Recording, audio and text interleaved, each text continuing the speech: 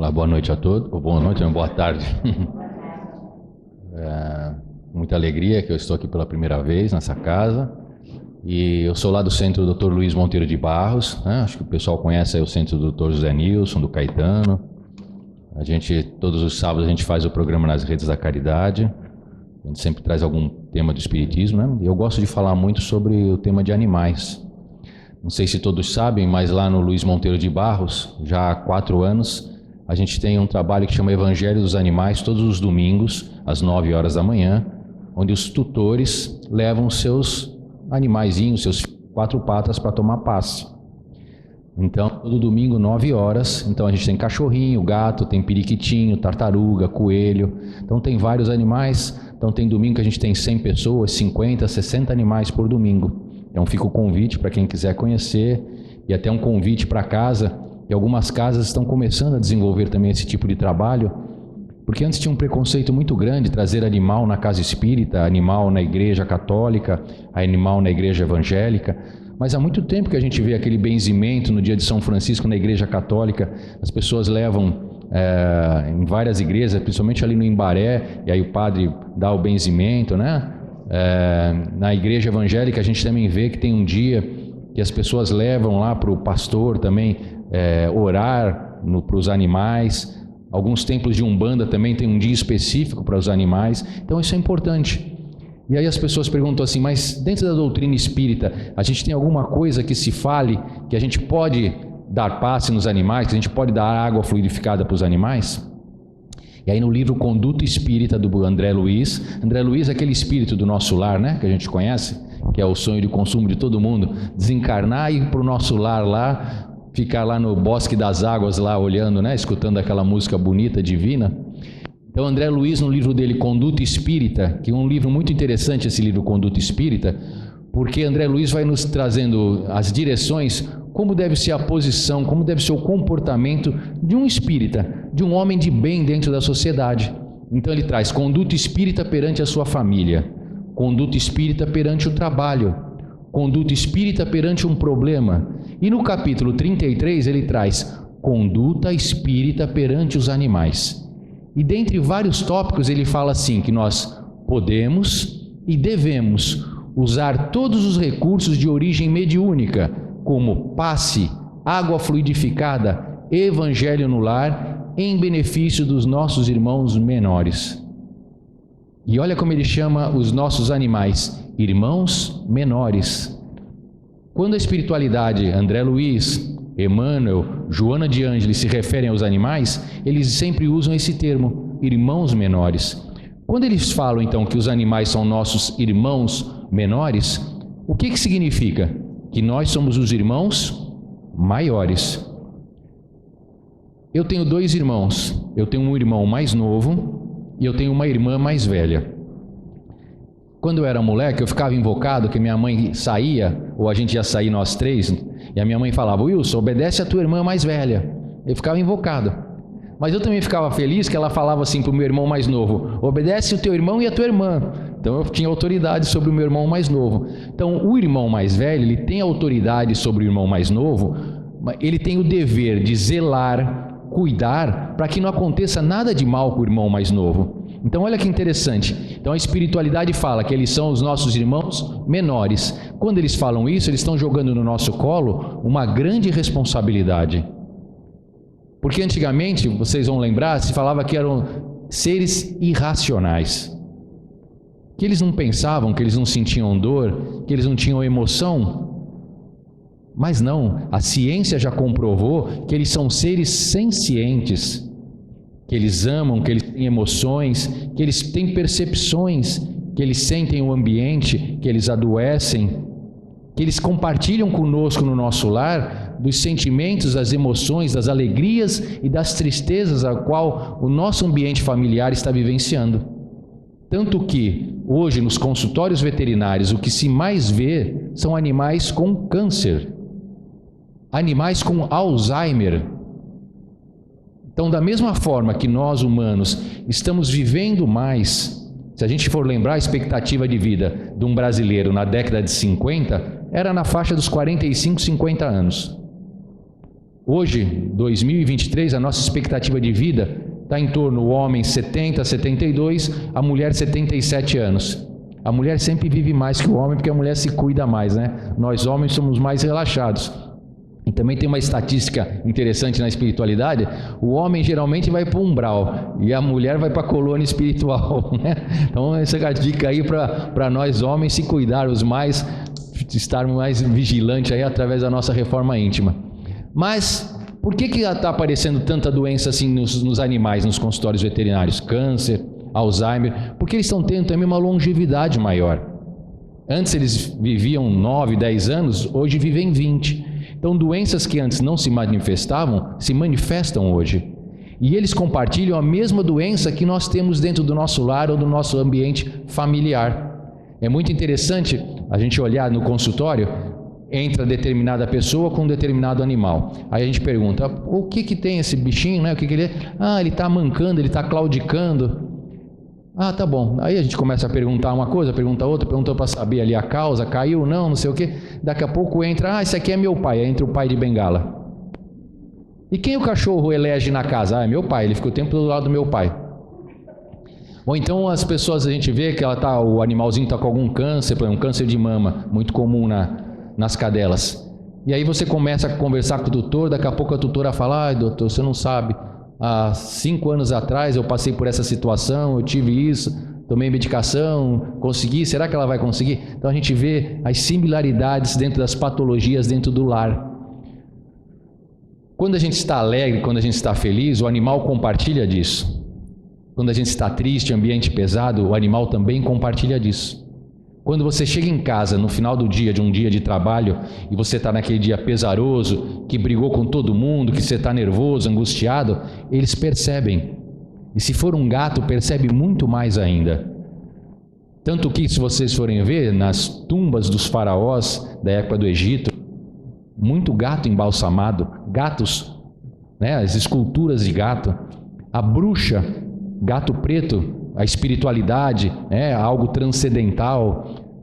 Então o gato ali sempre trazendo aquele algo místico, diferente. Mas é certeza que eles têm noção, eles conseguem perceber como nós estamos, e eles se colocam ao nosso lado, e a partir do momento que eles estão ao nosso lado, e a gente não tem como, eles se encostam na gente, a gente começa o quê? Afagá-los. E nesse momento aqui que a gente está afagando o animal, existe um compartilhamento, uma troca de energias nossa para eles e deles para nós. Então o que eu tenho de bom eu passo para eles, mas o que eu tenho de negativo eu também estou passando para eles. E na mesma moeda, ao contrário, eles estão também me devolvendo ali energia, carinho e amor. Quem tem gatinho vai lembrar que o gato tem mania de vir e se esfregar em tudo que é lugar. Ele se esfrega no canto da quina, no canto da mesa, né, no canto do sofá, se esfrega no tutor. E aí você pensa que ele está se coçando ou está fazendo carinho, não é isso que a gente pensa? Não, o gato é danado. O gato na parte da sua face, onde ficam os seus bigodes, ele tem umas glândulas que soltam determinadas substâncias. E essas substâncias são os feromônios que eles marcam os lugares da casa. Então quando o gato está se esfregando, principalmente a sua parte do rosto, ele está soltando o feromônio e está marcando, esse lugar é meu. Quando ele vem no tutor e se esfrega no tutor, é carinho, mas ele está te marcando.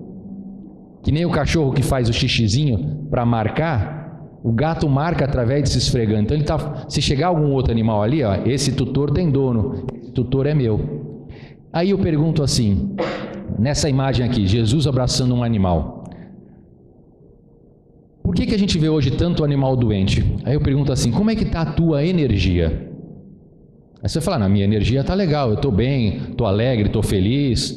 Dentro de casa eu estou sempre bem. Às vezes na rua eu brigo com alguém, não sei o quê, mas quando eu chego em casa eu estou bem. A gente consegue ser duas pessoas? Não, a gente é uma só.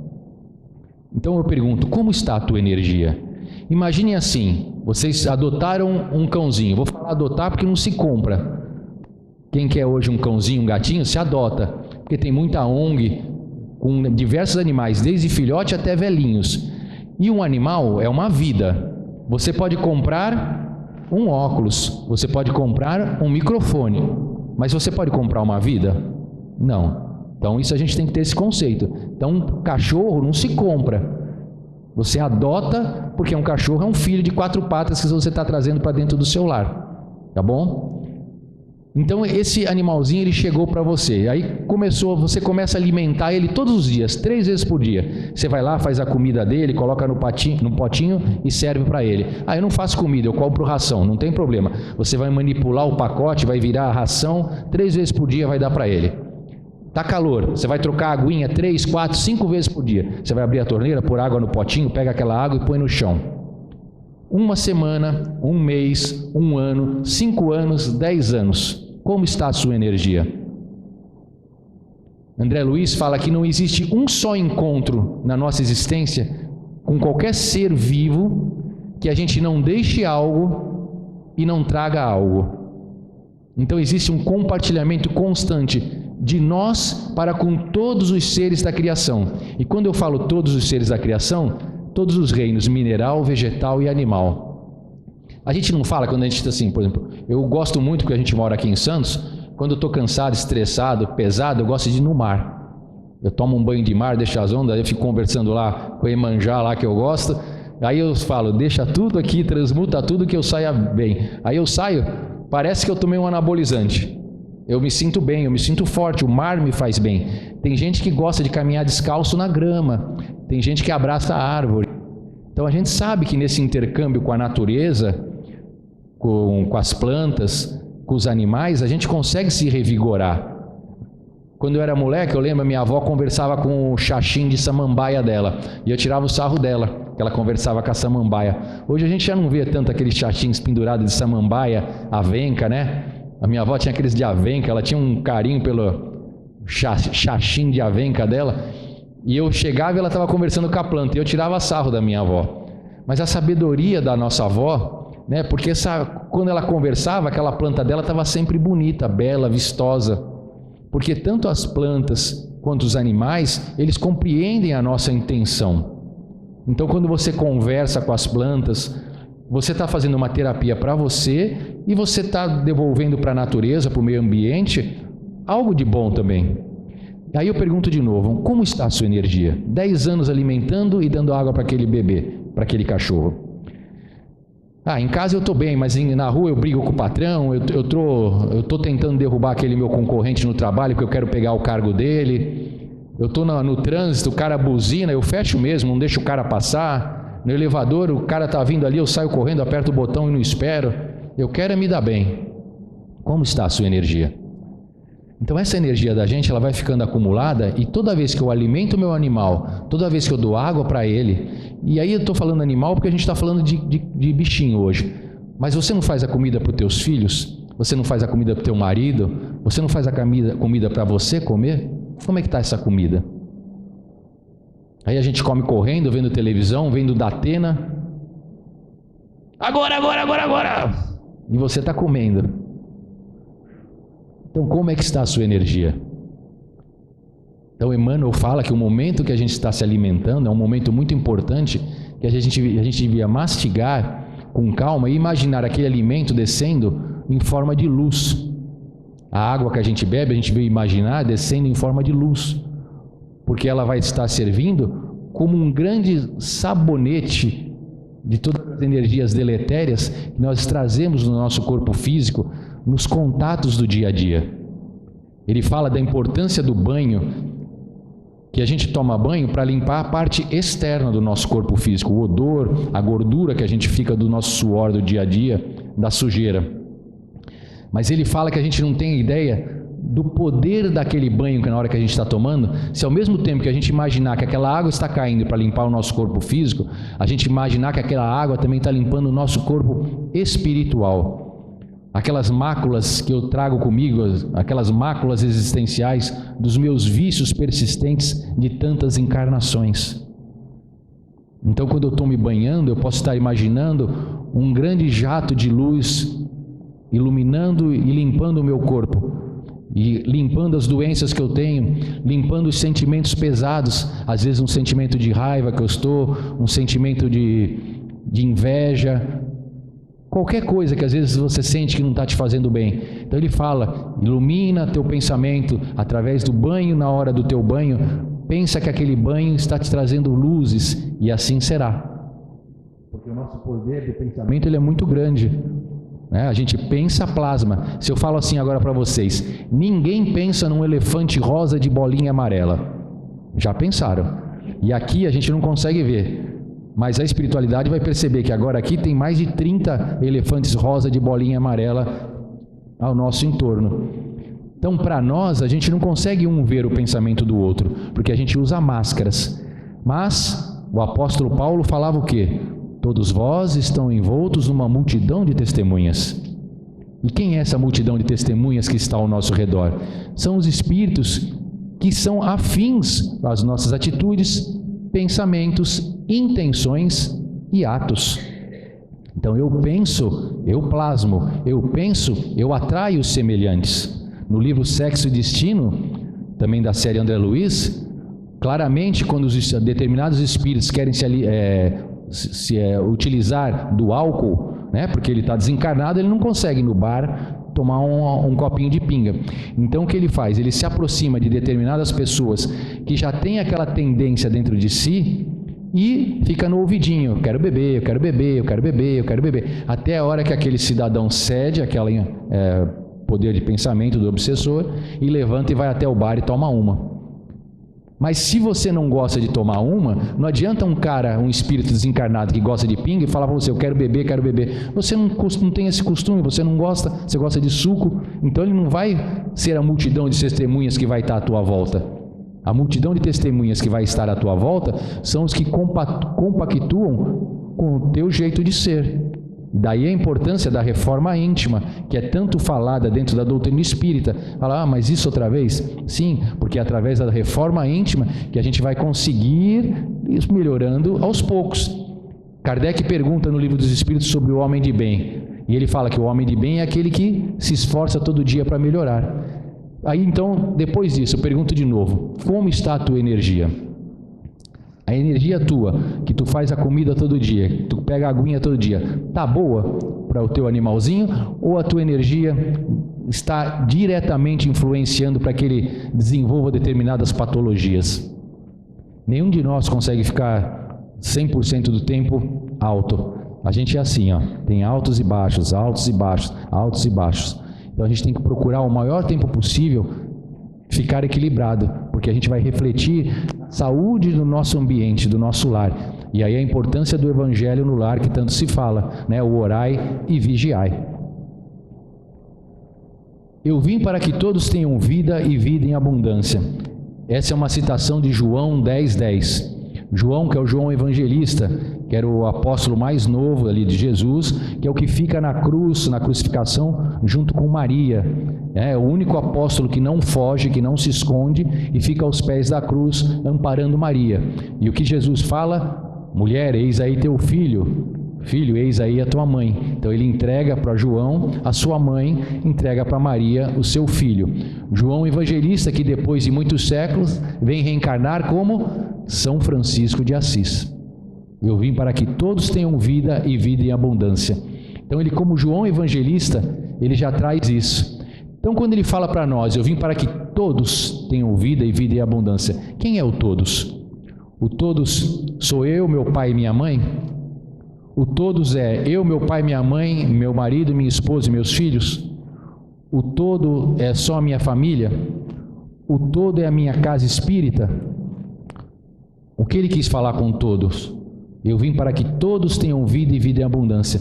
Todos é a criação, todos os reinos, porque Jesus falava que todos nós somos irmãos, tanto que nós tínhamos a lei mosaica, os 10 mandamentos, não matarás, não roubarás, não cobiçarás a mulher do próximo.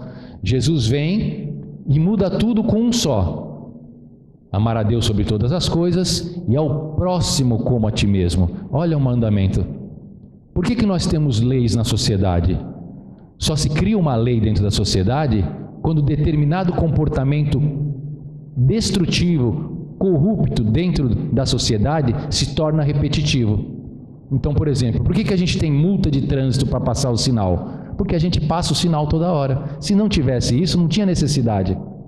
Entendem? Então uma lei ela só é criada quando determinado hábito equivocado se torna frequente dentro da sociedade. Então se criam leis. Mas quando Jesus fala, ama teu próximo como a ti mesmo, Ele está chamando a gente para que a gente realmente desenvolva o amor fraternal por todos. Então, o eu vim para que todos tenham vida e vida em abundância, ele é o complemento do ama teu próximo como a ti mesmo. É a mesma coisa em outras palavras.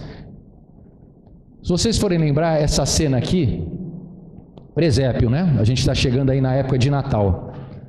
Vocês perceberam que as parábolas de Jesus, se a gente pegar qualquer parábola hoje, por exemplo, a mulher adúltera, figueira seca, o bom samaritano, não parece que foi a história contada ontem para o dia de hoje? Cada vez que a gente escuta uma parábola de Jesus, não parece que ela foi contada essa semana, porque ela tem uma conotação, assim, realmente atual? Ela está sempre atual. E de acordo com o momento que eu estou vivendo, de acordo com a situação que eu estou passando, e conforme eu vou evoluindo moral e intelectualmente, a minha compreensão ela vai se estendendo. Antes, se você der um cálculo de matemática ali grande para uma criança de primário, ela não vai conseguir desenvolver. Se você der uma conta de adição simples, um 3 mais 5, uma criança do primário desenvolve. Conforme essa criança de primário vai crescendo e vai se capacitando através dos anos, ela vai aprendendo multiplicação, divisão, raiz quadrada, pi, equações complexas, até um dia ela vai chegar numa faculdade de engenharia e vai aprender talvez fazer cálculos complexos para poder fazer uma construção. Mas isso se dá ao longo de uma experiência de estudo e aprendizado para desenvolvimento. E assim é conosco. As parábolas de Jesus, conforme vai passando o tempo e o nosso aprendizado, a gente vai tendo uma compreensão muito mais alargada. Essa imagem do Evangelho, a gente percebe quem estava presente: Maria, José, Jesus. Qual é a maior prevalência de companhia nessa imagem? Animais. Será que ele estava querendo mostrar alguma coisa que a gente ainda não compreendeu? Ele era esperado, ele era o rei, ele podia ter nascido como filho de Herodes, ele poderia ter nascido na casa de Caifás, doutor da lei. Então se esperavam. Por que ele não foi aceito? Porque ele nasceu como um filho de carpinteiro, uma pessoa humilde do povo, trabalho braçal, brutal. Falava-se que da onde ele vinha, nada de bom poderia nascer de lá, de Nazaré. Que lá não tinha nada de bom, nem planta se falava que lá dava. Mas ele foi nascer no meio dos animais. Então a vaquinha, bezerrinho, ovelha. Será que já não é para nós, quando chegar o momento, nós termos a compreensão do verdadeiro momento que a gente está vivendo, de amor aos animais, de respeito aos animais e a todos os seres da criação? Existe um projeto que chama Segunda-feira Sem Carne. Não sei se vocês já ouviram falar. Segunda-feira Sem Carne é um projeto da Sociedade Brasileira Vegetariana. Esse projeto ele foi criado pelo Paul McCartney, que é o último que ainda está vivo, há mais de 20 anos. Paul McCartney, num belo domingo, vai almoçar com a família num restaurante, tipo o rodízio que a gente tem aqui. Vai com a família, come, tudo bem. E como ele era um famoso, um Beatle, o dono do local fez questão de, ao término, mostrar todas as instalações, que lá era uma fazenda modelo, onde os animais eram criados desde o berço até o momento para o abate, para virar carne para alimentação. Então ele convida o Paul McCartney para conhecer as instalações. E daí, o que acontece? Ele vai ver o bezerrinho, ele vê como aquele bezerrinho é alimentado e crescia, ele vê como aquele bezerrinho é fortalecido, ele vê como aquele bezerrinho virou um boi, como aquele boi é encaminhado em determinado momento para o matadouro, e dali virou aquele bifinho. Ele falou, daqui que veio aquele bife que você acabou de comer com a sua família. Depois desse dia, Paul McCartney se tornou vegetariano e implantou, ele teve essa ideia de criar o projeto Segunda Sem Carne. O que é o Segunda Sem Carne? Uma vez por semana, você muda, não tem alimentação de carne dentro da sua casa, na segunda-feira. Então começa-se na segunda-feira, por exemplo. Então na segunda-feira não se come nada. O que não pode comer numa segunda-feira sem carne? Tudo que tem mãe. Então pensa, frango tem mãe, boi tem mãe, peixe tem mãe, tudo que tem mãe. É assim que a gente fala. Fica um ano só na segunda-feira com a família. Fortaleceu? Tá tranquilo? Família, vamos fazer agora segunda e quinta? Vamos. Então começa agora segunda e quinta, então não é mais segunda sem carne, é segunda e quinta sem carne. Fica mais 6 meses. Fortaleceu? Vamos fazer segunda, quinta e domingo? Fortaleceu? E assim vai. Começa carne vermelha, depois carne branca, depois peixe. É um processo longo, demorado. Sabe por quê? Porque é algo cultural de nós brasileiros. Nós estamos vivendo Copa do Mundo. O que o pessoal faz para comemorar? Churrasquinho. Nasceu a criança na família. Churrasquinho. Vamos reunir o pessoal do trabalho, churrascada de final do ano. Então é algo cultural do brasileiro. Então não é algo que é fácil de hoje para amanhã todo mundo deixar de comer carne. É difícil, porque a gente está acostumado, está no nosso DNA, a gente brinca. Só que da mesma forma que a gente se alimenta aqui dos animais, por exemplo, boi, vaca, porco, na China é comum comer cachorro e gato. A gente tem a feira livre aqui, são frutas, verduras e legumes. A feira livre deles lá são cachorros e gatos na banca. A gente não consegue nem imaginar, né? Porque o cachorro e o gato está dentro da nossa casa como filho da gente. Mas lá para eles é comida. É algo cultural que a gente tem que respeitar. Então, fica uma dica aí, entrem no Instagram, no Facebook, procurem segunda-feira sem carne e comecem a desenvolver pelos nossos irmãos menores, pelos animais. Porque é através da mudança que a gente quer ver, como falava Gandhi, seja você a mudança que você quer ver no mundo. É falado toda hora que a gente está mudando de um planeta de provas e expiações para um mundo de regeneração. E como é que esse mundo vira de provas e expiações para um planeta de regeneração? Será que lembra aquela fada madrinha da Cinderela? Cinderela, Cinderela, né, que vem com aquela varinha de condom e transformava o ratinho num lindo corcel branco para puxar a sua carruagem? Será que é assim? Não. O planeta de provas e expiações passa por um mundo de regeneração quando nós, espíritos encarnados e desencarnados, através da nossa reforma íntima, numa mudança de postura dentro da sociedade, no geral, como homem de bem, a gente começa a mudar. E quando a gente muda, a gente faz com que o nível moral do nosso planeta também se transforme. Então essa transformação, essa mudança de patamar da Terra, tão esperada e almejada e tanto comentada, só depende de nós. Então quando eu cumprimento a pessoa que está ao meu lado, quando eu auxilio uma pessoa a atravessar a rua, quando eu não xingo alguém no trânsito, quando eu não furo a fila, quando eu devolvo o troco que é me dado errado, quando eu não cuspo no chão, quando eu respeito o meu próximo, quando eu não sou intolerante com uma pessoa de outro credo, outra raça, outra cor, outra opção sexual, outra opção partidária. A gente tem que entender, tivemos eleições, ficou bem dividido. Teve uma pessoa que ganhou. Independente de eu gostar ou não, é a pessoa que vai governar o nosso país. O que a gente precisa fazer daqui por diante? Oração. Para que essa pessoa que esteja lá possa ter as melhores escolhas, as escolhas mais assertivas, independente de eu ser a favor ou contra. Então é através da nossa postura, do nosso comportamento, que a gente vai mudar isso daí. Livro dos Espíritos, só para a gente finalizar aqui. Pode-se dizer que os animais só obram por instinto? Porque as pessoas acham que os animais só têm instinto, agem só por instinto. E olha a resposta.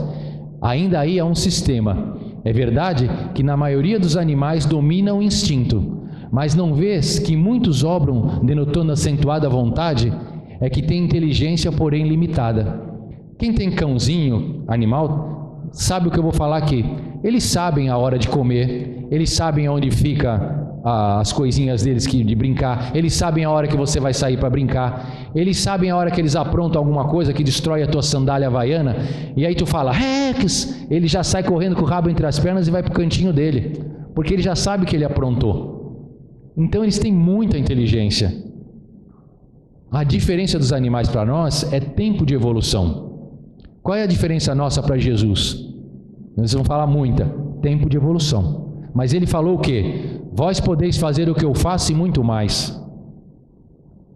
A gente falava que ele fazia milagre, mas milagre não existe. Kardec escreveu na Gênese. O que é milagre? Milagres são todos os acontecimentos que a gente não entende como funcionam. Então, eu sei usar um celular, eu ligo e desligo o celular, mas se me pedir, monta um celular, eu não sei. Então é um milagre para mim. Eu falo aqui, ó, nesse microfone e sai nas caixas. Jesus pegava um pouquinho de barro do chão, cuspia nele, esmagava na mão, colocava no olho do cego e mandava ele dar uma lavadinha no lago lá de Genezaré. O que acontecia? O cara enxergava. Milagre para a gente hoje.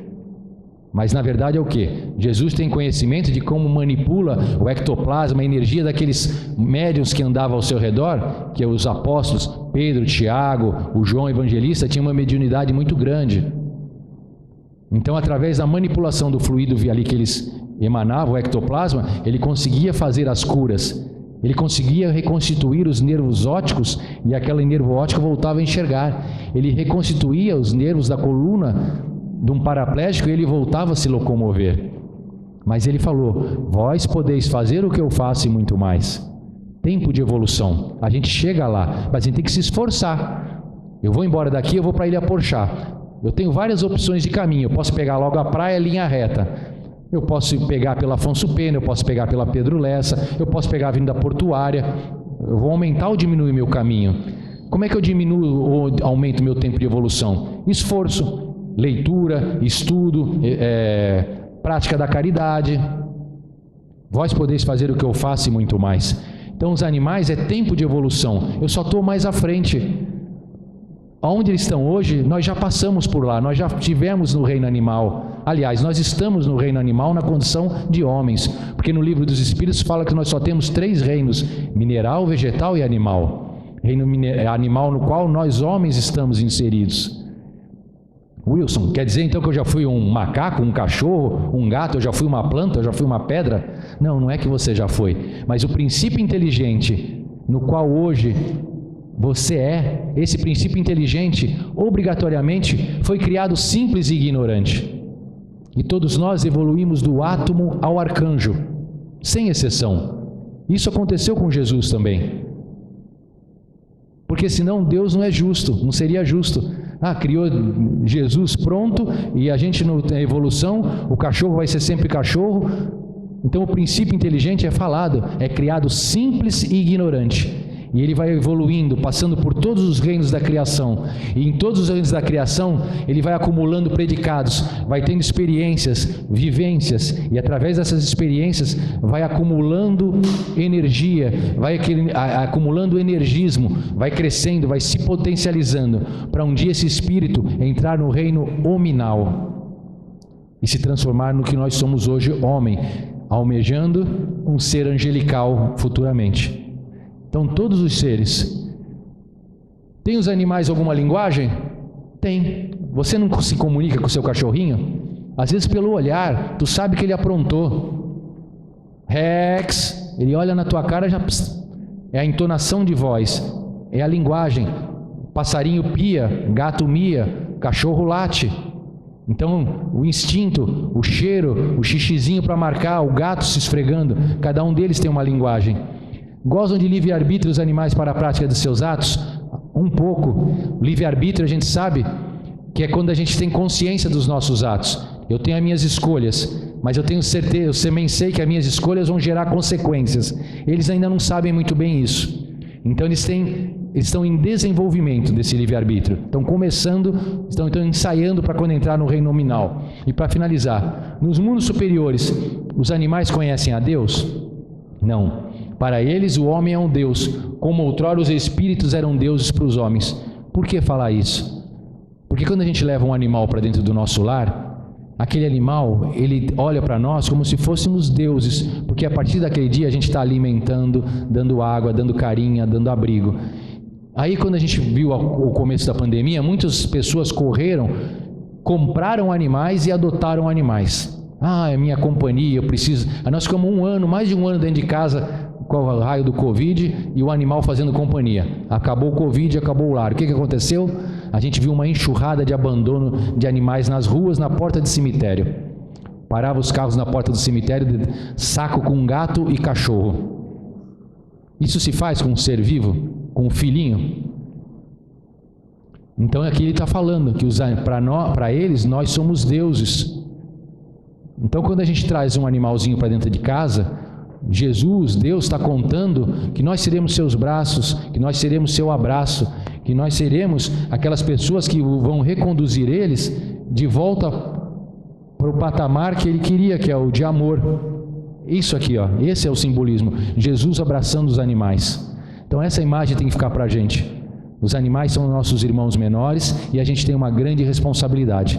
Queria fazer um convite, todos os domingos, 9 horas da manhã, Centro Espírita Dr. Luiz Monteiro de Barros. Vão lá com seus animais, com as suas famílias. Nós sempre temos uma palestra com uma temática voltada para os animais. Tem passe, aguinha fluidificada. Meu muito obrigado. Rua Silva Jardim, número 1. Fica uma quadra do Mercado Municipal. Tá? Rua Silva Jardim, número 1. Centro Espírita Dr. Luiz Monteiro de Barros. Muito obrigado.